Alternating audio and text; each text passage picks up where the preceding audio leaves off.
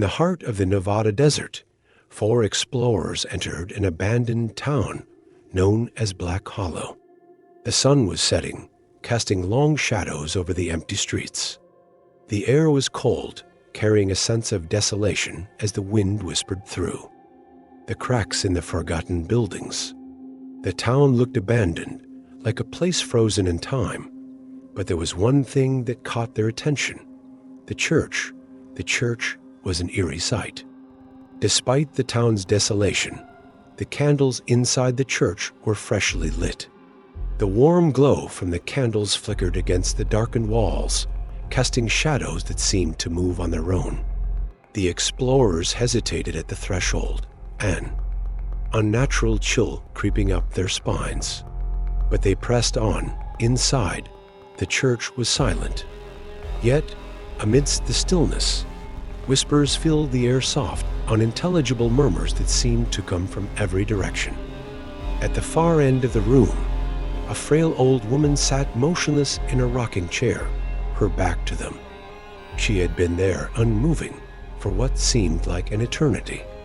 Her long, gnarled fingers clutched the arms of the chair as it rocked back and forth, back and forth in a rhythmic motion.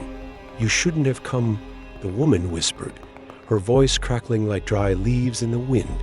Her words echoed in their ears, and for a brief moment, the group felt a pang of fear. But they dismissed.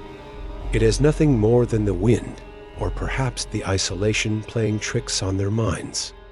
The old woman had a strange aura, but they continued to move deeper into the church. Without warning, Sarah, the most adventurous of the group, vanished. One moment she was standing beside them. The next moment she was gone. No scream, no sound, just a sudden absence, as if she had been erased from existence. Panic swept over the group. Jake, the most determined of them, ran toward the mine that ran beneath the town. He thought he saw a faint shadow moving deeper into the earth. There, in the depths of the mine, he found her. Sarah was standing there, her eyes wide open, completely. White, no iris, no pupil, just an eerie, unnatural blankness. Her body was motionless, as though she was no longer herself. Her lips moved, whispering words in a language he couldn't understand, words that seemed ancient, forbidden. Then, before his very eyes, she disappeared, fading into the air like smoke. Not a trace was left. Only the chilling silence remained. The remaining 2 explorers, Mia and Ethan, ventured deeper into the town. They stumbled upon an old, decaying journal that had been left behind. The pages were yellowed with age, and the ink was faded and smeared, as if the writer had been in a state of panic when recording their thoughts. "The town is cursed. It made a deal. It wants more souls now," the words echoed in their minds, sending a ripple of fear through their bodies.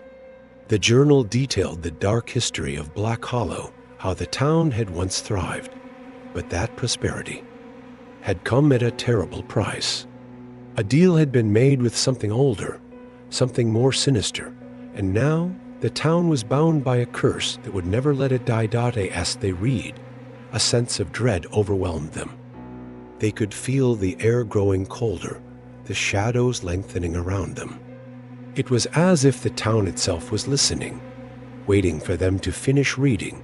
And then, the last piece of footage captured on their camera sent a shiver down their spines. Mia, standing in front of them, was smiling, her mouth stretched too wide, an unnatural, grotesque smile that didn't belong on her face. Her eyes were hollow, vacant.